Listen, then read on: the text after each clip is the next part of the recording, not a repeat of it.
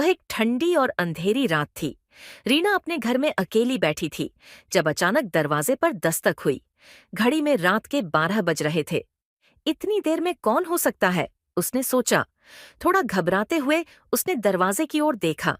दस्तक की आवाज लगातार आ रही थी, जैसे कोई बहुत अधीर हो। कौन है? रीना ने हिम्मत जुटाकर पूछा। कोई जवाब नहीं मिला।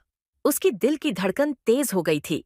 उसने सोचा कि दरवाजा खोलना सही होगा या नहीं। क्या हो अगर बाहर कोई खतरा हो? लेकिन दस्तक इतनी जोरदार हो चुकी थी कि वह और इंतजार नहीं कर पाई।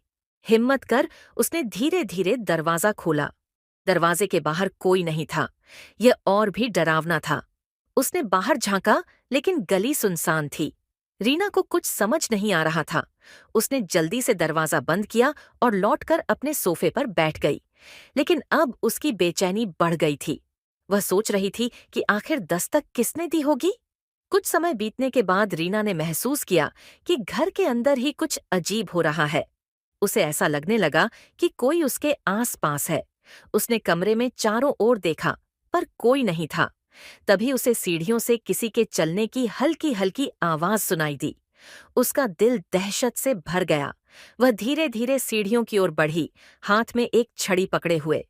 जैसे ही वह ऊपर पहुंची, उसे महसूस हुआ कि कोई उसकी पीठ के पीछे खड़ा है।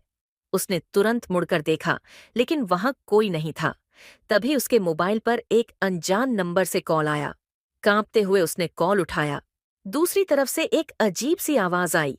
रीना, तुम बच नहीं सकती। मैं यहीं हूं, तुम्हारे आस-पास। उसके हाथ से मोबाइल गिर गया। अचानक दरवाजा जोर से बंद हुआ, जैसे कोई ताकतवर चीज उसे बंद कर रही हो। कमरे में अचानक सन्नाटा छा गया। रीना डर के मारे चीख नहीं पा रही थी। उसकी सांसें रुकने लगीं।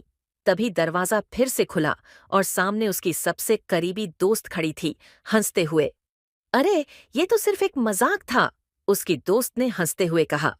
रीना ने चैन की सांस ली, लेकिन अंदर ही अंदर उसे यह एहसास हुआ कि शायद सब कुछ मजाक नहीं था।